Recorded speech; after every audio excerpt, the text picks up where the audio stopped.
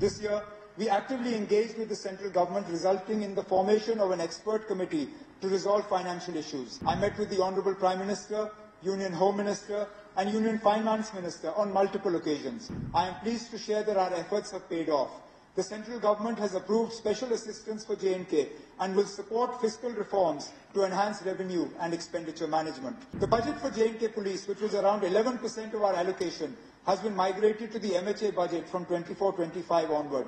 In addition to this, J&K will receive an extra 5,000 crores in grants from 24-25 and 25-26. I sincerely thank the Honourable Prime Minister, Union Home Minister and Union Finance Minister for their unwavering support in strengthening J&K's fiscal health and realising its vision for growth and prosperity. The journey of Jammu and Kashmir has been one of resilience and determination. Our government is committed to transforming Jammu and Kashmir into a modern, progressive and economically vibrant region.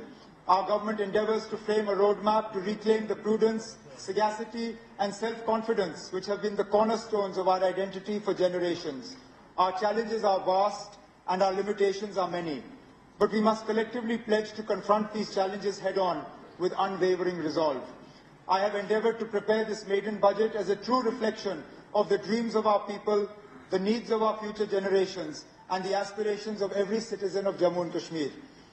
I once again express my gratitude to the people of J&K for their enthusiastic and confident participation in the recent Assembly elections. The unprecedented voter turnout is a clear testament to their unwavering resolve to move beyond the shadows of past turmoil and actively contribute to the journey of development and progress. By granting us a strong mandate, they have entrusted us with the responsibility to serve them. Today, they look to the government with renewed hope and expectations for an environment that fosters political empowerment, meaningful employment, sustainable development, social inclusivity and robust economic growth. I assure them that we will serve them with sincerity and fulfill their aspirations for a prosperous and thriving Jammu and Kashmir. The restoration of full statehood is a deeply cherished aspiration of the people of Jammu and Kashmir, and our government remains resolute in working towards its fulfillment. My government is committed to strengthening grassroots democracy by empowering Panchayati Raj institutions and urban local bodies, which play a crucial role in local governance and development. Our government is committed to holding elections to these bodies, reinforcing our commitment to accountable, inclusive and decentralized governance for the holistic development of Jammu and Kashmir. This budget emphasizes inclusive growth, fiscal prudence and strategic investments in infrastructure, agriculture, industry, healthcare, education and digital governance. We are focused on bridging regional disparities, empowering youth and women, and fostering a business-friendly environment to attract investments and innovation to ensure this budget truly reflects the aspirations of our people. We engaged with elected representatives, industry leaders, and key stakeholders, incorporating their insights to create a people-centric roadmap for a better quality of life for all. We have also set new standards of engagement with and feedback from people's representatives by directly engaging with each member of this august House in the budget consultation process. Jammu and Kashmir is at the threshold of a new era of peace and prosperity, with a semblance of normalcy returning after over 3.5 decades of turmoil. This improved environment is contributing to economic progress, with J&K's economy expanding from 1,64,103 crores in 2019-20 to 2,45,22 crores in 23-24. In 24-25, the primary, secondary and tertiary sectors are projected to contribute 20, 18 and 61.7% to GSVA respectively. It is a testament to the strong foundations laid by the leadership of J&K that despite its geographical challenges and multi-decade turmoil, the social economic indicators continue to remain robust. I am confident that J&K will emerge as a leading region in development, playing a vital role in our vision of a developed India by 2047. Because of our historical challenges of high committed expenditures and limited revenue streams, Jammu and Kashmir has been facing consistent fiscal stress. Own tax and non-tax revenues cover only 30% of revenue receipts and 25% of budgetary needs. An unfavourable geographical location and years of unrest have hindered industrialization, straining resources and deepening constraints. This has been compounded by the fact that circumstances have not allowed us to fully harness the sectors in which we have the potential. As a result, J&K remains heavily reliant on central grants and often requires ways and means advances and overdrafts to manage liquidity. Over the past months, we have made significant strides in expanding revenue, curbing non-priority spending, and enhancing fiscal transparency. GST compliance has improved through vigorous monitoring and dealer expansion. To further strengthen revenue realization, we will continue implementing GST tracking for capital works and risk-based e-way bill verifications. Additionally, red flag cases will be closely scrutinized using inputs from the Business Intelligence Unit and GST network to prevent leakages and ensure a more robust tax administration. The government has successfully introduced e-stamping for registration and launched e-Abhigari platform for the excise sector, ensuring greater transparency in excise auctions.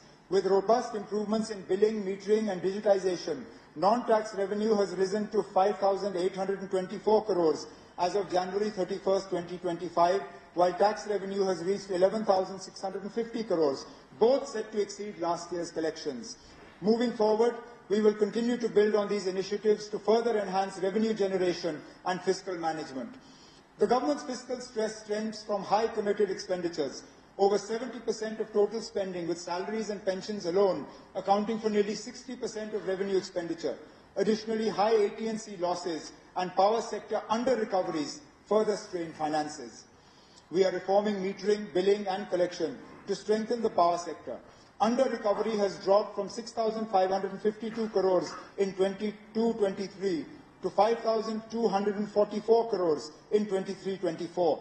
With a target of 4,200 crores in 24-25. Expanding the consumer base, smart meters, online billing, and aerial bunched cables are driving this turnaround.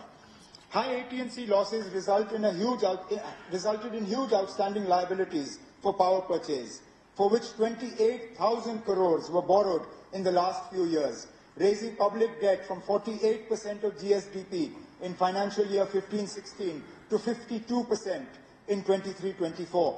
To mitigate this, we are reducing high-cost debt, optimizing liabilities, and calibrating the repayment schedules for long-term fiscal stability.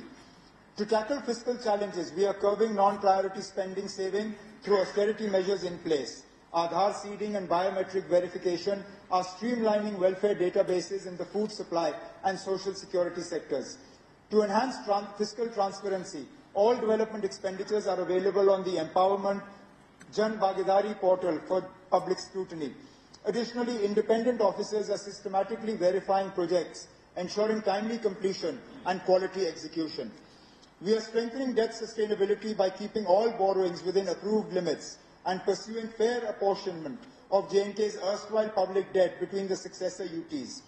We have also started contributing to RBI's contingency funds, CSF, for debt repayment during stress, and GRF for sudden financial obligations. Taking advantage of the favourable business and banking cycle, J&K Bank has continued its reform journey, strengthening capital adequacy, corporate governance and professional management. These efforts have revitalized its financial health, with operating profit expected to rise to 2,100 crores this year from 1,760 crores last year. We have introduced a key reform in pension management to address delays in account reconciliation and mounting reimbursement dues. J&K government now ensures timely pension reimbursements to J&K Bank with zero dues from July 2024. These reforms will continue to drive efficiency and transparency in pension management. We are strengthening fiscal discipline by curbing the reliance on hundis and overdrafts. Improved liquidity management has significantly reduced the government's need for ways and means advances or overdrafts. This budget lays the foundation for a fiscally prudent development path. Given the favourable fund-sharing pattern of centrally sponsored schemes, we are making full use of the opportunity through faster execution, timely submission of UCs, and proactive engagement with central ministries. As a result, CSS receipts have risen sharply from 5,997 crores in 22-23 to 10,324 crores in 23-24, and we aim to sustain this momentum. Additionally, we are enhancing the efficiency of development spending and promoting private sector participation to complement government finances and accelerate J&K's growth trajectory. Jammu and Kashmir continues to face significant infrastructure deficits in areas like road connectivity, water supply, sewage, tourism and power. Addressing these challenges requires substantial financial resources and continued support from the central government. This year, We actively engaged with the central government, resulting in the formation of an expert committee to resolve financial issues. I met with the Honourable Prime Minister, Union Home Minister and Union Finance Minister on multiple occasions. I am pleased to share that our efforts have paid off. The central government has approved special assistance for J&K and will support fiscal reforms to enhance revenue and expenditure management. The budget for J&K Police, which was around 11% of our allocation, has been migrated to the MHA budget from 24-25 onward.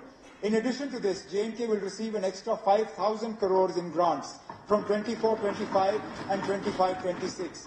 I sincerely thank the Honourable Prime Minister, Union Home Minister and Union Finance Minister for their unwavering support in strengthening J&K's fiscal health and realising its vision for growth and prosperity. Due to our fiscal reforms and central assistance, the fiscal deficit will be reduced, bringing us closer to our FRBM target.